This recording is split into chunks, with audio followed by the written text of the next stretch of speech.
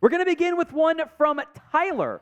With the new NFL rule about having a QB that doesn't count towards a roster spot, who would you sign? I like Rush since he won us valuable games last year, but he doesn't have the deep throws. Yeah, the arm strength is not the best for Cooper Rush. I also don't know what free agent QB does have that cannon for an arm. Like, Cam Newton had it, but it's not been the same since his own shoulder surgery. Maybe the answer is just Will Grier. Grier has a decent-ish arm.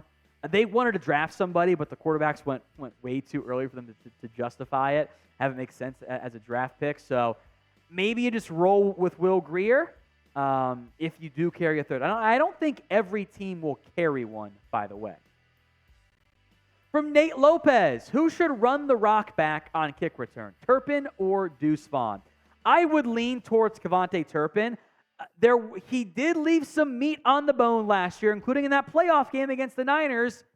Why are you trying to run with the kicker? Just go wide, go score. But he's more explosive, brings you a more dynamic presence there. I'm down to let Deuce Vaughn get some chances, especially like in the preseason. Like, I think you know what you have in Turpin, so let's see what you have in Deuce Vaughn. In camp, you do want a viable backup there. Helps if your number 2 or 3 back can also help you on returns, but I would still lean toward Turpin myself. Zeno's saying, this is a good question. Who gets signed first, DeAndre Hopkins or Ezekiel Elliott? I'm going to go with DeAndre Hopkins in large part because we actually know that DeAndre Hopkins has offers. I don't think Ezekiel Elliott does right now. Now, maybe there's an under the radar, like, yeah, if you want to come play for the vet men, we have a spot for you. That hasn't been reported. Maybe. But we know that the Titans and Patriots have offers out right now to DeAndre Hopkins. So I'm going to go with Hopkins gets signed before Ezekiel Elliott does. From Vince, do you think the Cowboys could still make the playoffs if Dak or Micah misses more than 10 games? Makes it really tough.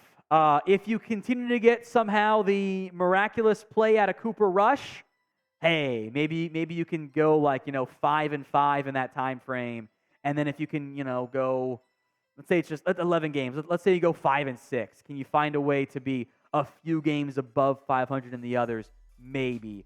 I would almost say, even though he's a better player, I would almost wonder if the drop-off from Dak Prescott to Cooper Rush, despite what the wins might tell you, the actual play on the field, is steeper than the drop-off between Micah and Sam Williams, which is actually a testament to Sam Williams. I don't want either guy to get hurt, but 10 games of either player, it's a long time to miss. It would make it very challenging. The NFC's not the strongest conference, though, so maybe it'd have a chance.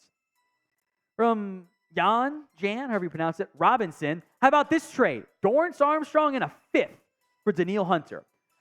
If Danielle Hunter was down to play on his current contract, I would do it. I doubt he is, which means the Cowboys have to pay Hunter. They're not going to, and they have Micah, Diggs, Lamb deals to come. And that's a pretty low offer for Hunter from the Vikings' perspective. So I appreciate you throwing in a player in the pick. I think you have to bump up the offer, though. Now, the Cowboys still could make a trade, maybe around roster cutdown time. So how many trades will Dallas make before the season this year? Is it going to be just the one? Is it going to be 2 or 3? Can they get to 4 potentially? That's probably asking for too much. The over-under, I think, is 1.5, if not 0.5. How many trades will Dallas make before the season? That is today's pinned comment. So if the ad happens to come here on YouTube, then take advantage of it. Head down to that pinned comment and drop your number for how many trades Dallas makes before the season. Turner Boys by Dak Prescott. Sign Ben Jones. I know he's old, but I feel like he's better than Tyler Biadasz. So this is a good name, my friend. Ben Jones at one point unquestionably was better than Tyler Biadasz.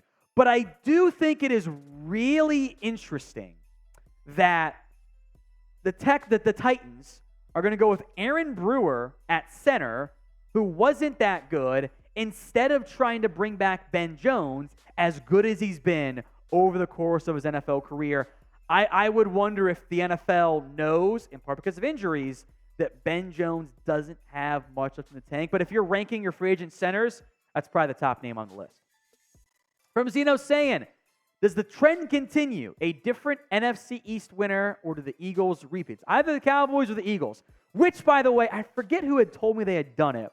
but somebody last year had got the Cowboys to win the division at like plus 150 and the Eagles at plus 180, and they just put $5 on each, and they were guaranteed a small profit.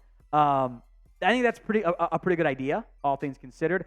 I'm going to believe the trend does not continue, or does continue, because I don't want the Eagles to win again. So, curse is real. Give me the Cowboys. Chris B, to Vince's question, if Dak misses 10 games and is injured again, I think about a quarterback in the draft. Can't keep getting injured, my opinion. I actually totally agree. My biggest concern is not the play of Dak Prescott when he's been healthy. He's been a pretty consistent top 10 quarterback. I actually think you're right here, Chris. If Dak goes down again, that's a third injury in a very short period of time. It was the freak ankle injury, which I get. You can make an argument the thumb was a bit of a freak injury. Maybe this one's a freak injury too, but that doesn't change the trend. And in that scenario, yeah, I do think you would have to consider it, because then it becomes, can he stay healthy? Because if your quarterback can't stay healthy, he's just not good enough for you. Alexander Warburton, you think Dak throws for less than 10 picks this season? I think that's a decent over-under number. Is it just 10 straight up? Or is it 10 including the 4 or 5 that are the receiver's fault, or maybe more if you never get the real answer from what the Cowboys thought about Michael Gallup last year? Over under 10.5 or over under 10. I think you're at about the right number. I think I'll go 9. I went back and forth between 9 and 11, so I think 10 is the proper over under there, my friend. Now, Mozzie Smith jerseys are available, folks. You can get yours today at chatsports.com/Mozzie. Number 58, the first-round rookie defensive tackle out of Michigan. Get his jersey today. Represent the fatties-only lifestyle. Chatsports.com/Mozzie. I will put that link, by the way, in both the comments section and the description of today's show. Zeno's saying, would you trade for T.J. Watt for a cost of Micah Parsons? So are you asking me, would I trade T.J. Watt for Micah Parsons? My answer is no. And that's not a slight against T.J. Watt, who is awesome and is a top 5 edge, I think, undisputably. But so is Micah Parsons. Mike is also younger, and the tiebreaker should go to the youth there. So Steelers fans might tell you that they would also say no, but I know. I would not. Honestly, there's no defensive player out there right now I would trade straight up for Micah Parsons moving forward. He's too young and too good. From Apple, sign Bryce Perkins. Sure. If you why not? You might want a camp arm. Perkins played briefly for the Rams. What were his numbers? He was not the best, but he can run. And I actually find the mobility valuable. So I don't think he's still on the Rams. No. Although, maybe that's why you're doing it. His uncle Don did play for the Cowboys for a long time, which I think is kind of fun. So I wouldn't mind him as QB4, but I'm not going to be mad if they don't do it. Nate Lopez, you think Sub-Zero Overshown, that's DeMarvion Overshown, will do some damage with this defense? Maybe not in year one, but I do think that a player of Overshown's skill set is best going to be maximized by Dan Quinn. I think that will lead to the best results with his ability to kind of play almost all 3 levels, coverage, run, blitz. I think he's a good scheme fit for what Dan Quinn likes to do with that linebacker spot. Zeno saying, if Dak wasn't the Cowboys quarterback, he wouldn't get the hate he does, but all other QBs with no or less success are loved, like Justin Herbert. I do think this is a really good point, and I agree with you here, Zeno. The arguments that are made against Dak Prescott are not equally applied. It is but his playoff success. Oh, but his results against good teams. Oh, but this. And what actually happens is you take the 17, 16-game sample size, they can condense it down to 1 or 2 games, use those against that player. But you're right. Imagine the reaction from us as Cowboys fans and national media if Dak Prescott and the Cowboys blew a 28-game playoff lead. Justin Herbert did that last offseason. Everyone's like, we don't care. Imagine if the Cowboys had the playoff success that Lamar Jackson's had, that Kyler Murray's had. If Deshaun Watson had blown another massive lead, if Dak had done that. The issues are you're all kind of in that similar franchise quarterback bucket, and arguments aren't consistently applied. Like, Herbert's a more physically talented quarterback. We would all agree with that. Hasn't led to results so far. So why does he get the free pass and other QBs don't? Oftentimes, it comes down to where they were drafted. Derek Bennett, would you trade for Saquon or Josh Jacobs if they hold out? I'm actually not sure what the rules are on having two franchise tag players if you trade for one. I genuinely don't know. Assuming it's okay, I still wouldn't do it. I don't want to pay $20 million for two backs. So that means those guys that did not get paid by their teams, they're due $10 million. You just got out of one massive contract to not pay $20 million to your backfield. Now you're going to add $10 more million. They're great players. You can make a good argument they're better than Pollard, and Jacobs definitely was last year at minimum. Barkley actually had a less efficient but maybe more volume year. But I can't have one of them and Tony Pollard too. Let's have some trade comments going. Name a player who you want to trade for in the comments section. Any player, any team. Keep it somewhat realistic, but let me know in the comments. From Vince, that's a good one. If Caleb Williams ends up on the Commanders, how close would the NFC East be? How would you rank the teams in the division and the conference?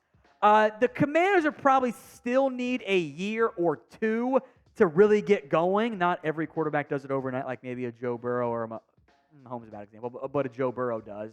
But that would be a big deal because the NFC does not have great quarterback play right now. Caleb Williams has the ability, the potential to be that guy as well. From Leroy Pearson Jr., who was your surprise player who could be cut? I wouldn't consider Neville Gallimore a real surprise cut.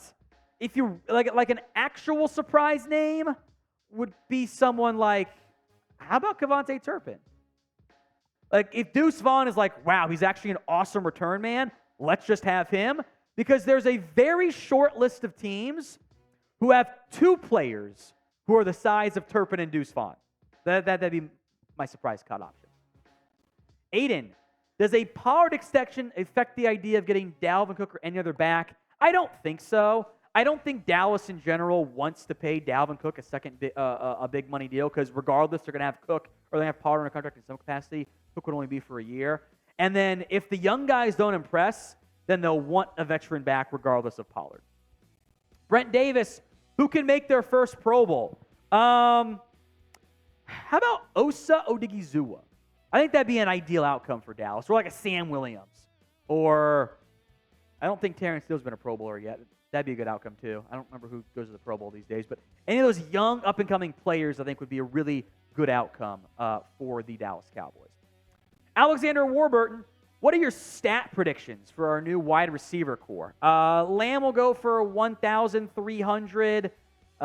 Cooks will go for 865, and then Gallup if he can get me to 700 even, I'll be happy.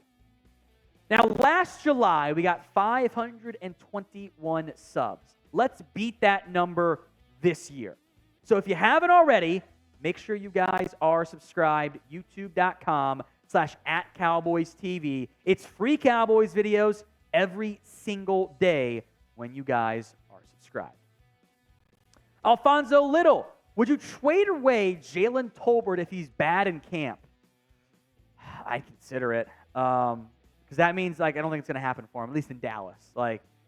That's a very short trigger, but his issues were the basics, man. And if you can't get the basics down at this point, I don't know if it's going to happen. So I also would say you're not going to get much for him. I do think he'll be better this year. That's my fingers crossed, hope, early buzz word right now. What do you think, though?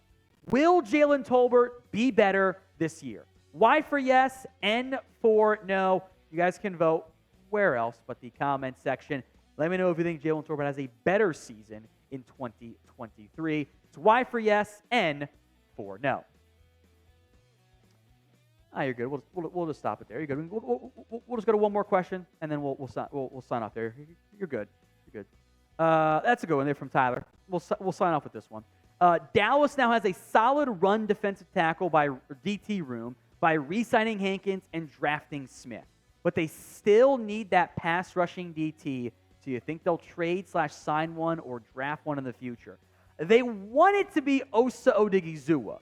Now, if that doesn't happen this year, then I do think next year that Impact 3 technique, I think you're right, that pass rushing DT, would be a pretty high priority for the Dallas Cowboys.